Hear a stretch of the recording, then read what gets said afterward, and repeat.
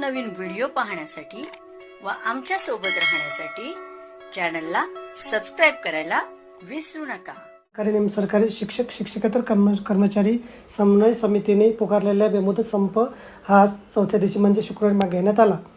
मुख्य सचिवासोबत झालेल्या बैठकीत दिलेल्या सकारात्मक आश्वासनानंतर संप स्थगित करण्याचा निर्णय समन्वय समितीकडून घेण्यात आला। सरकारी कर्मचारी आणि शिक्षक शिक्षकेतर कर्मचाऱ्यांनी 21 एप्रिलपासून बेमुदत संप पुकारला होता। या संपामुळे राज्यातील महसूल विभागाच्या कार्यालयावर सर्वाधिक परिणाम झाला। मुद्रांक नोंदीसह अनेक तसेच घर खरेदी व्यवहार विवाह नोंदणीची कामं ठप्प झालं होतं। अखेर चौथ्या दिवशी या संपात तोडगा काढण्यात आला। राज्य सरकारला यश आले असून राज्य सरकारने कर्मचारी शिक्षकांचे बेमुदत संप आंदोलन स्थगित करण्यात आलं आहे।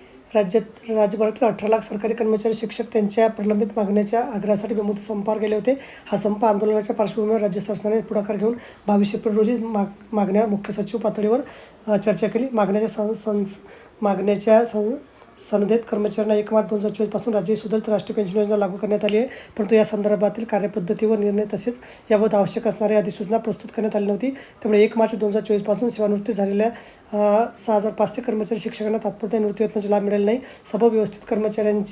संबंधित कर्मचाऱ्यांची मोठे आर्थिक नुकसान सर्वाधिक कुटुंबांना होत आहे। सदस्यांची अधिसूचना पुढील 15 दिवसात काढली जाईल असंही लिखित आश्वासन दिल्यामुळे संप मागे घेत असल्याची माहिती समन्वय समितीने दिली आहे। तर बघा, अशा प्रकारे अत्यंत महत्त्वाची माहिती आपल्याला समजली असेल। व्हिडिओ सुद्धा आवडल्यास लाईक करा, शेअर करायला विसरू नका। धन्यवाद।